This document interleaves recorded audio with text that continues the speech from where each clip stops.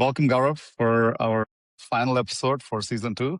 And I think it's been a really interesting last couple of months for us, especially. And for just as an intro, Gaurav's a colleague of mine at Tilda. We work very closely on customer development, product, everything around the agentification of this space now in research. So I'm quite excited to bring in Gaurav and sort of share our thoughts on what we've seen in the past several months. And also, as we've brought on more guests into the season two of this podcast, I think we've had about 10 different guests. I think it's a great time to sum up and summarize many of the things which we've spoken about and heard about, and are also obviously living through our own experience with our customers. So I'll start with that, Gaurav. How are you doing? And what's on your mind as far as what you're seeing in terms of where AI is going in research? Yeah.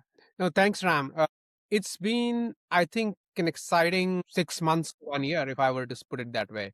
I mean, I think I've seen more transformational change actually deliver value in the last 6 months to 1 year than I've seen in my entire career of being a historian of the clinical research industry for the last 50. I mean, what are some of the key areas, I suppose? One area, there have been crests and troughs of technology in the last 25 years in the clinical research industry, but particularly now how organizations are very aggressively and actively approaching the application of AI within clinical trial operations, which is the thing which I'm super close to. So it is different from before. So AI as not a tool, not as a toy, not as another one good to have, but as part of their embedded team is what it kind of resonates very across.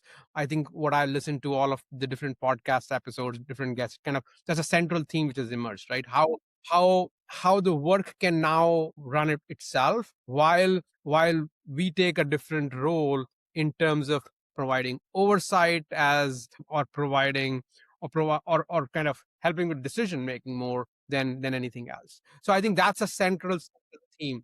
The other part which is I think emerging clearly is that there is a different, like the people who have or some of the, I think, the guests that you have had on your podcast, is where that there is a huge difference between proof and potential, right? I mean, there is a, like, every sentence of the English language and probably every other language has AI as the prefix, but it is about what is, there's a very clear demarcation of what's working, right? And so people who have products and people who have implemented talk with a very different kind of a competitive mode, very very different operational kind of results and end game in many cases. So I think those are the two really central themes which kind of come out as this thing, which is what I think it resonated very well across, I think, several different guests that you've had. Paulius talks about it. I've heard his couple of his presentations, even in certain conferences as well. George talks about that and so on and so forth. Yeah. No, I think that's also my perspective. I think we've been able to see our own customers sort of come in and say, hey, like, this is not automating a small part of the activity or something like that. I think we've had really interesting successes in terms of saying, like, this whole workflow can be rethought, and you can bring in this AI teammate.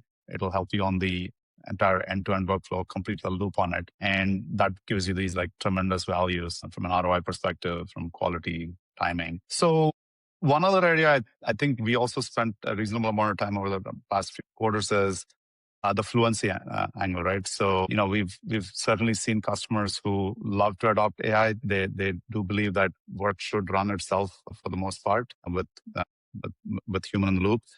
But fluency is interesting. We spent a lot of time. I'd like to get your thoughts on how you saw it and what are your takes on it? No, I think fluency is absolutely critical, because I think the presumption of familiarity with AI, like we using AI in very simple everyday lives, from searching things and writing emails to getting to fluency, is a whole different ball game. And the organizations which have moved on in that, like, or are rapidly trying to move on and creating infrastructure around fluency, are gaining ground, and I think will create some sustainable advantage over that. I mean, I think I was particularly intrigued by some of the comments made by Shobit, who's a managing director in a large system integrator, and that's kind of, in some senses, like how they're thinking about, how do we integrate that within our organization structure and kind of truly transform and provide the value that our customers are looking at. So I think there is I mean, fluency is basically going to be the next. I mean,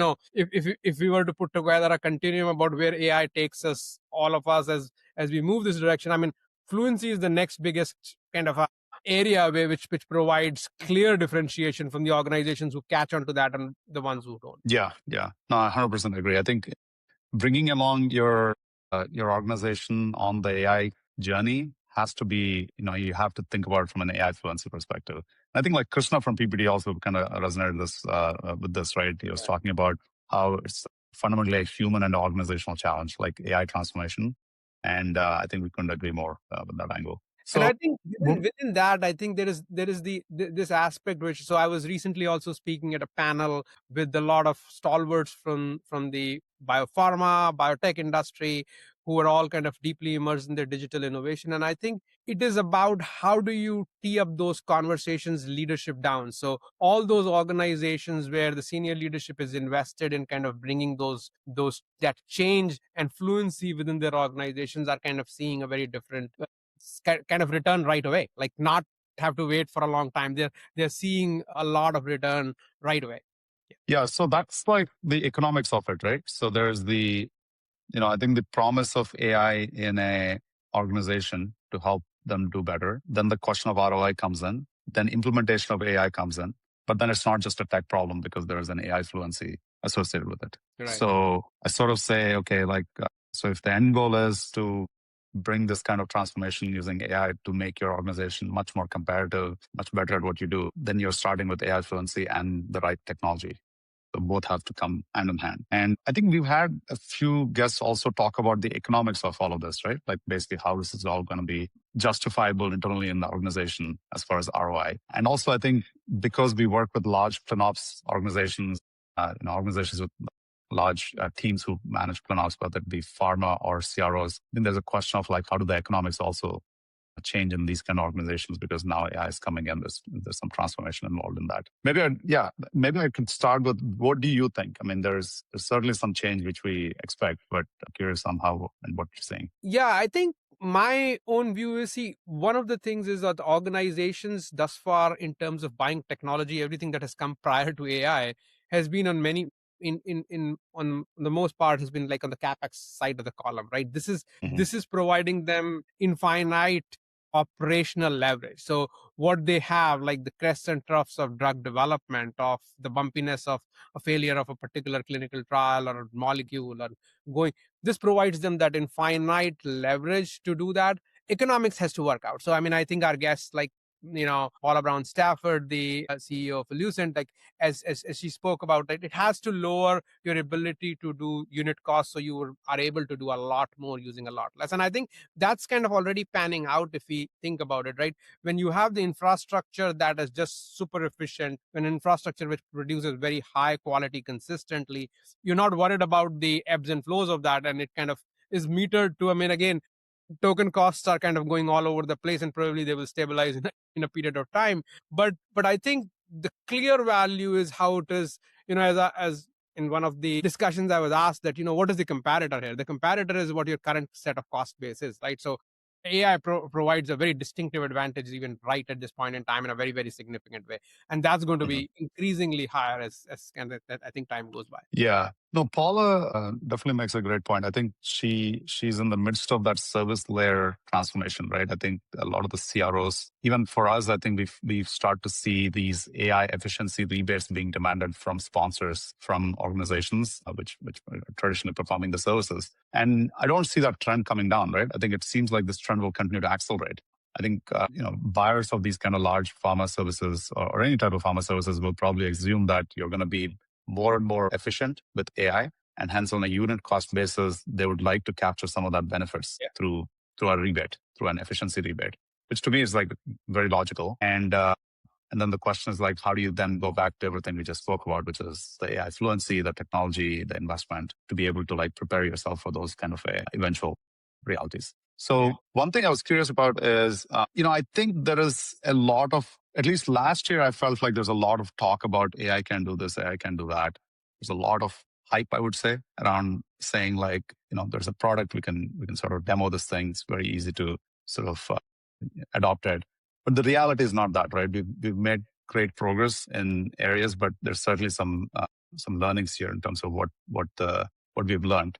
What do you think? Like, in terms of where we are today, how that's evolving, and where you think we'll go in the next coming quarters? Yeah. So I think where we are is right now we are in a stage in the last year, particularly when I say I've used the royal we of the whole industry. I mean, there's also not a lot of noise. There's everybody's saying, AI this, AI that, and then there is a lot of noise. And that's where I kind of like to double click.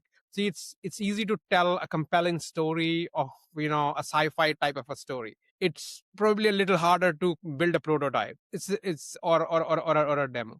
But I think a scalable product, that's what I think everybody should look at when they're thinking about, what do we do that? A scalable product which can work in an environment. And what I think, the conviction with which, one of your guests, Paulius, speaks to, right?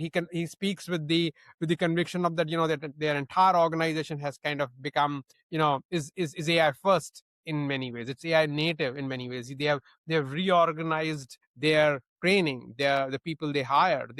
And I think they have seen the benefits. I mean, their benefits are significantly. They have seen benefits in terms of every single dimension. The quality is way higher than a human dimension of quality can have. The best person you have ever hired to do TMF or study startup care, the productivity is 10x and more. So I think those, similarly, if we think about, so I think those aspects are significantly important right now to double click on. Like, are there products, and again, so to cull through some of those noise, asking the exact, be able to do a quick pilot, be able to see that how does it work really in my environment, because those are very different things than to be able to show something in a very, very controlled environment, or to show a demo, or to talk about some of those things. And that's where, I think the people who are kind of taking bets towards that, or trying those things, I think are moving really, really far ahead and much. What's working in that regard? Like, for example, I definitely think there's a lot of interest to try or bring some kind of AI into organizations, but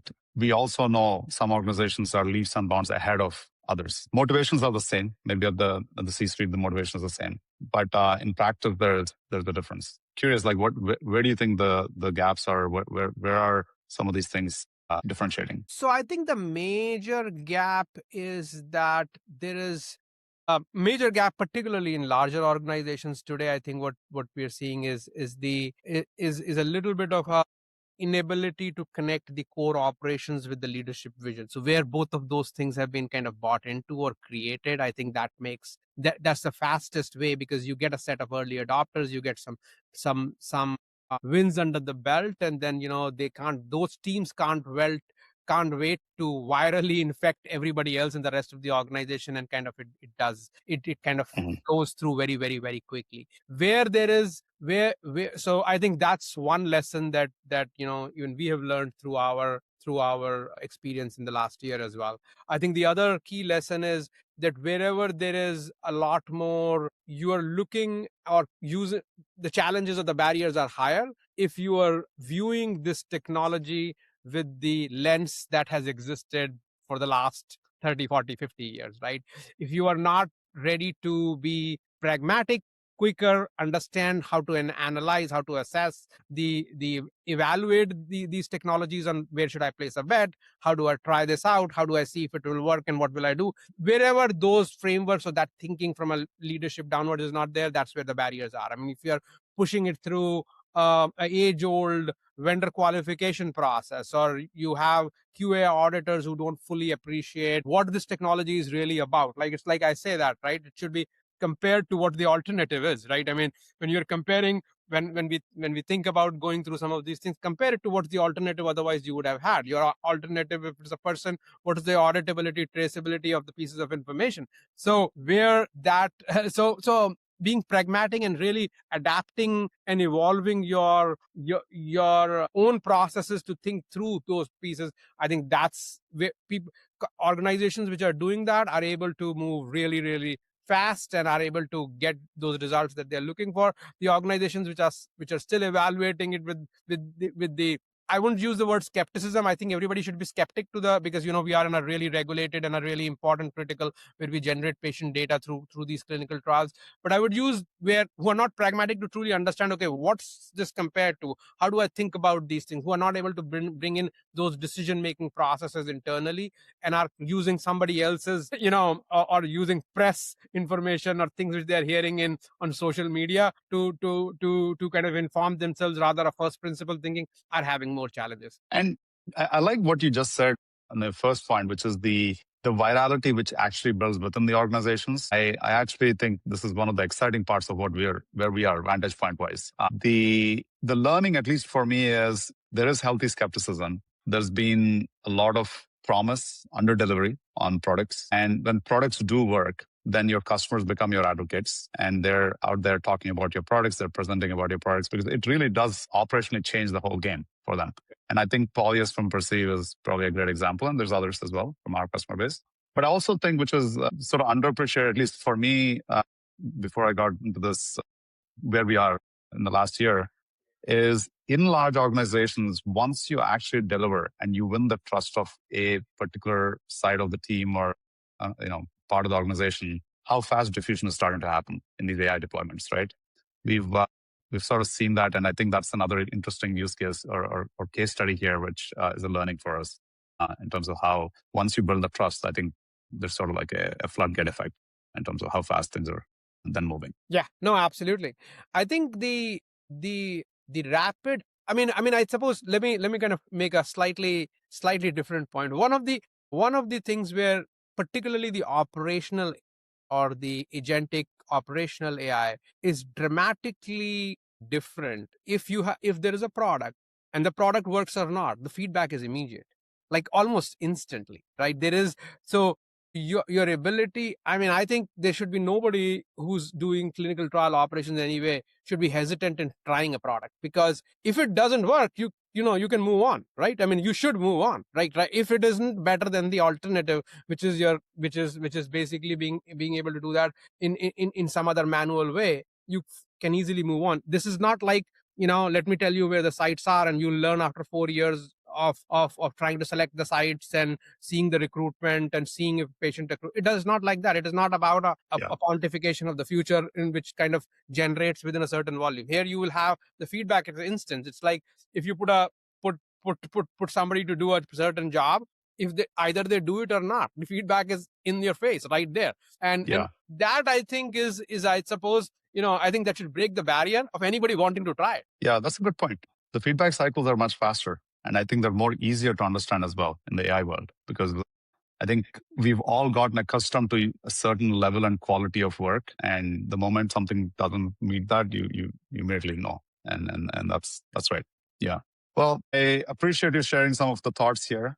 I think, I encourage our viewers to go listen about these stories from the thought leaders, from the customers, from the CEOs of major pharma or biopharma or CROs, right? We've got a mix of them on our podcast. And I think it's a testament to sort of how fast this industry is moving and how much of this is actually becoming very real as we speak. So it's a very exciting time. I think Gaurav and I have been talking about this and working towards this sort of a vision for many years now. And I couldn't be happier in terms of like where we are in terms of like the market itself moving towards this vision, right? So thanks, Gaurav, and Thank have you. a good one then.